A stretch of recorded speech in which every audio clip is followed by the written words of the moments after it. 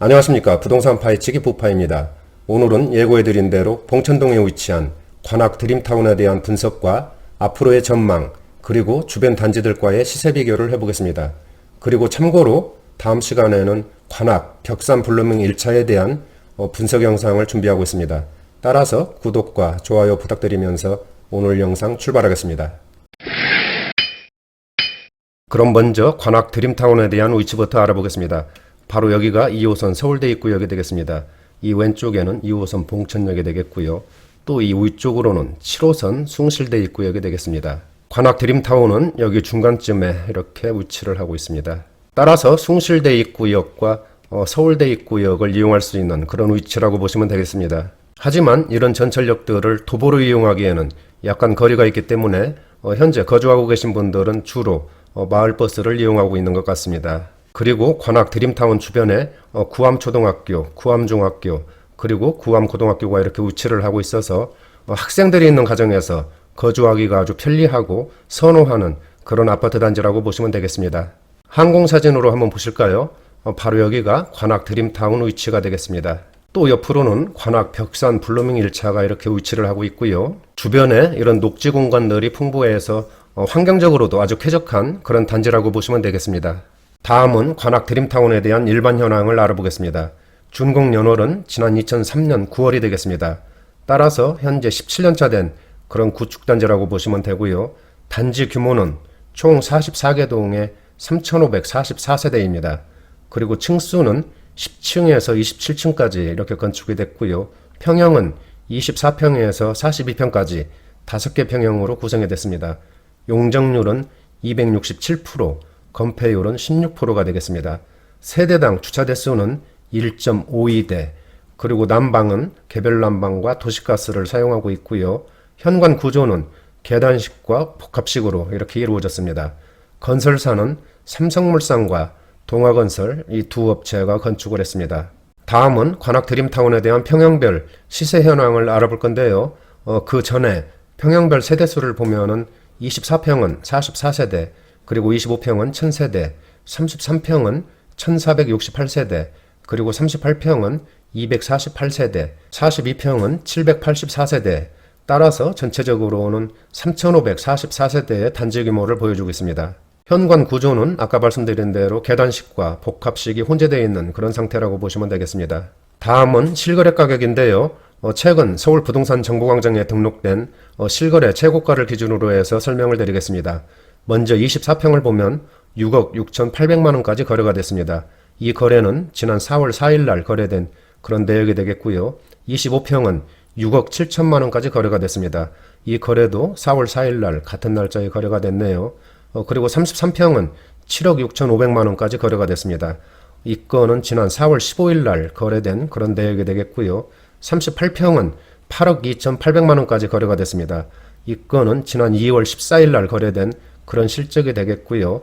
마지막으로 42평은 7억 9,200만원까지 거래가 됐습니다. 이 거래는 지난 4월 10일 날 거래된 그런 건이 되겠습니다. 그리고 평형별 호가를 보면 24평은 매물이 잠긴 것으로 보이고요. 25평은 6억 5천만원 내외로 호가가 형성되어 있고, 33평은 7억 5천에서 8억 원 내외, 그리고 38평은 8억 5천만원 내외로 호가가 형성된 것을 볼 수가 있겠습니다. 그리고 42평은 8억 5천에서 9억 원 내외로 이렇게 호가가 형성된 그런 모습입니다. 마지막으로 평형별 전세 가격을 보면 24평은 전세 매물도 잠긴 것으로 보이고요. 25평은 3억 5천만원 내외로 이렇게 전세가가 형성이 되어 있고, 33평은 4억 5천만원 내외로 전세가가 형성이 되어 있습니다. 그리고 42평은 6억 원 내외로 이렇게 전세가가 형성된 그런 모습을 볼 수가 있네요. 여기서 한 가지 중요한 것은 최근 거래는 됐지만은 아직까지 실거래가 등록이 되지 않은 그런 매매건도 있을 수가 있으니까 이런 점은 참고를 해주시고요. 그리고 또 하나는 최근 거래가 없어서 실거래가 등록이 아주 오래된 경우도 있습니다. 이런 경우에는 현재 시세와는 아주 큰 차이가 있기 때문에 이런 점은 참고를 해주시기 바랍니다. 다음은 관악 드림타운 주변 단지들과의 시세 비교를 해보겠습니다. 비교할 단지들은 벽산 블루밍 1차, 봉천동 두산, 그리고 관악 푸르지오에 대해서 비교를 하면서 설명을 드리겠습니다. 여기서 설명드릴 가격도 실거래 최고가를 기준으로 해서 말씀을 드리겠습니다. 먼저 25평인데요. 관악 드림타운은 6억 7천만 원에 거래가 됐고요. 벽산 블루밍 1차는 6억 4,600만 원, 그리고 두산은 7억 4,800만 원까지 거래가 됐습니다. 마지막으로 관악 프루지오는 6억 4,500만 원까지 거래가 됐습니다. 따라서 25평을 보면은 전철역과 가까운 두산 아파트가 7억 4,800만 원으로 가장 높게 형성된 그런 모습을 볼 수가 있겠습니다. 다음에 33평을 보시면 관악 드림타운이 7억 6,500만 원, 그리고 블루밍 1차가 7억 6,300만 원, 두산이 8억 2천만 원, 그리고 관악 프루지오가 10억 원까지 거래된 그런 모습을 볼 수가 있겠습니다. 따라서 33평은 관악 프루지오가 10억 원으로 가장 높게 가격이 형성되어 있고요. 그 뒤에 두산, 그리고 드림타운과 블루밍 1차가 비슷한 그런 가격 수준을 보여주고 있습니다. 각 단지별 준공연호를 보면은 드림타운은 지난 2003년 9월, 블루밍 1차는 2005년 7월, 그리고 두산은 2000년 12월에 준공을 했습니다. 그리고 마지막으로 관악 프루지오는 지난 2004년 8월에 준공한 그런 단지가 되겠습니다. 따라서 준공연호를 보면은 두산이 가장 오래된 그런 단지가 되겠고요. 블루밍 1차가 이 중에서는 가장 신축이라고 보시면 되겠습니다. 다음은 단지 규모를 알아보겠습니다. 드림타운은 44개 동에 3,544세대, 그리고 블루밍 1차는 18개 동에 2,105세대, 두산은 25개 동에 2,001세대, 마지막으로 관악 프루지오는 23개 동에 2,104세대입니다. 따라서 규모를 보면 모든 단지가 2,000세대가 넘는 이런 큰 세대수를 보여주고 있고요. 그 중에서도 드림타운은 3,544세대의 엄청난 세대수를 보여주고 있습니다. 다음은 주요 평형별 평면도를 보시겠습니다. 먼저 전용면적 60제곱미터의 기본형입니다. 침실 3개와 화장실 1개로 구성이 되어 있고요. 거실과 주방을 사이에 두고 양쪽으로 발코니가 이렇게 배치된 그런 모습을 볼 수가 있겠습니다. 오른쪽에 전용면적 84.96제곱미터의 기본형입니다. 침실 3개와 화장실 2개로 이렇게 배치가 됐고요. 거실과 주방이 널찍하고 시원하게 이렇게 잘 배치된 그런 모습을 볼 수가 있네요. 다음은 전용면적 102제곱미터의 기본형입니다. 침실 4개와 화장실 2개로 이렇게 배치가 됐고요. 3베이 구조로 시원하고 넓게 배치된 이런 모습을 볼 수가 있겠습니다. 오른쪽은 전용면적 114.75제곱미터의 기본형입니다. 침실 4개와 화장실 2개로 이렇게 배치가 됐고요. 여기도 3베이 구조로 배치가 됐고 발코니도 이렇게 시원하고 넓게 배치된 모습을 볼 수가 있겠습니다. 전반적으로 구조를 봤을 때 오래된 구축이지만은 공간 활용이 잘 되어 있는 그런 구조로 보시면 되겠습니다. 다음은 관악 드림타운에 대한 입지 분석을 해보겠습니다. 아까 말씀드린 것처럼 지난 2003년 9월에 준공해서 현재 17년차 된 구축단지라고 보시면 되고요. 총 44개 동에 3,544세대의 엄청난 단지 규모를 보여주고 있습니다. 그리고 학군에 대해서 설명드리면 단지 앞뒤로 구암초등학교, 중학교, 고등학교가 위치를 하고 있고요. 또 주변에 국사봉중학교, 봉천여중, 당곡고등학교 등이 위치해 있어서 학생들이 있는 가정에서 아주 거주하기가 편리한 그런 단지라고 보시면 되겠습니다.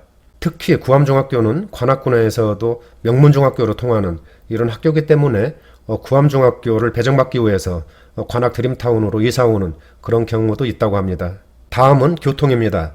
먼저 지하철을 살펴보면은 7호선 숭실대 입구역과 2호선 서울대 입구역을 이용할 수 있는 이런 위치라고 보시면 되는데요. 도보로 이용하기에는 약간 부담되는 그런 거리라고 할 수가 있겠습니다. 따라서 현재 여기에 거주하고 계신 분들은 마을버스를 이용하는 그런 경우가 많다고 합니다. 그리고 일반 교통을 보면 다양한 버스 노선이 지나가고 있고요. 상도 지하차도를 이용해서 올림픽대로 강변북로 접근이 용이한 그런 위치라고 보시면 되겠습니다. 그리고 주변에 상도 근린공원 등 녹지 공간이 풍부해서 환경적으로도 쾌적한 그런 단지라고 보시면 되겠습니다. 다음으로는 직주 근접의 입지라고 보시면 되겠는데요. 강남, 여의도, 광화문 등 도심 어무지구를 쉽게 접근할 수 있는 그런 위치라고 보시면 되겠습니다. 또한 단지가 워낙 크다 보니까 단지 내에 테니스장, 수영장, 복지관 등 커뮤니티도 상당히 발달된 그런 아파트 단지라고 보시면 되고요. 또한 주변에 대형 쇼핑몰, 재래시장, 병원, 은행 등 주변 생활 인프라가 발달돼서 생활하기에 아주 편리한 그런 아파트라고 보시면 되겠습니다. 그리고 마지막으로는 경전철 서부선 개통이 예정돼 있고요. 그리고 바로 옆에 봉천 412 구역과 413 구역이 현재 재개발을 추진을 하고 있습니다. 따라서 주변 개발에 따른 시너지가 기대되는 이런 단지라고 보시면 되겠습니다. 지금까지 관악 드림타운에 대한 많은 장점들과 경쟁력을 살펴봤는데요. 하지만 한 가지 아쉬운 점이 있다면 단지가 언덕에 위치해 있다는 이 점이 아쉬운 점으로 남는 것 같습니다. 다음은 관악 드림타운에 대한 전망을 해보겠습니다. 앞에서 설명드린 것처럼 관악 드림타운은 17년차 구축이지만은 3,500세대가 넘는 그런 대규모 단지입니다. 또한 단지가 언덕에 위치하고 있다는 점을 제외하고는 장점이 많고 경쟁력 있는 그런 아파트라고 할 수 있겠습니다. 특히 주변에 초, 중, 고등학교들이 인접해 있어서 학생들이 있는 가정에서 아주 선호를 하고 거주하기 편리한 그런 단지라고 보시면 되겠습니다. 그 중에서 구암중학교는 관악구에서 명문으로 분류되고 있어서 구암중학교 배정을 위해서 일부러 그 드림타운으로 이사 오시는 그런 분들도 많다고 합니다. 관악 드림타운의 현재 분위기를 보면 정부의 부동산 억제 정책과 코로나 사태가 맞물리면서 거래가 다소 위축된 그런 상태라고 보시면 되겠습니다. 하지만 코로나 사태가 진정되고 부동산 시장 분위기가 회복된다면 관악 드림타운도 거래가 어느 정도 활성화될 것으로 이렇게 예상을 하고 있습니다. 따라서 오늘의 결론을 말씀드리면 지금은 불확실성이 너무 크기 때문에 일단 관망하시면서 성급한 매매는 자제하시는 것이 바람직해 보입니다. 다시 말해서 시장의 방향성을 어느 정도 감지하신 후에 매매 결정하시는 것이 좋아 보입니다. 하지만 거래가 어느 정도 회복 시에는 신중하게 진입을 고려하시는 것도 나쁘지는 않을 것으로 이렇게 판단이 됩니다. 왜냐하면 첫 번째로는 33평도 아직까지 7억 원대를 유지하고 있기 때문에 정부의 대출 규제 등을 피할 수 있어서 대기 수요층은 꾸준할 것으로 이렇게 분석이 됩니다. 둘째로는 그동안 가격 상승은 있었지만은 다른 단지들에 비해서는 상대적으로 상승폭이 약했기 때문에 어느 정도 갭매우기도 기대해 볼 만한 그런 단지라고 하겠습니다. 그리고 앞으로 단기적 미세 등락은 있겠지만은 가격이 크게 빠질 것 같지는 않습니다. 지금까지 관악 드림타운에 대한 분석을 해봤고요. 다음 시간에는 관악 벽산 블루밍 1차에 대한 분석과 앞으로의 전망을 해보겠습니다. 나가시기 전에 구독과 좋아요 부탁드립니다. 감사합니다.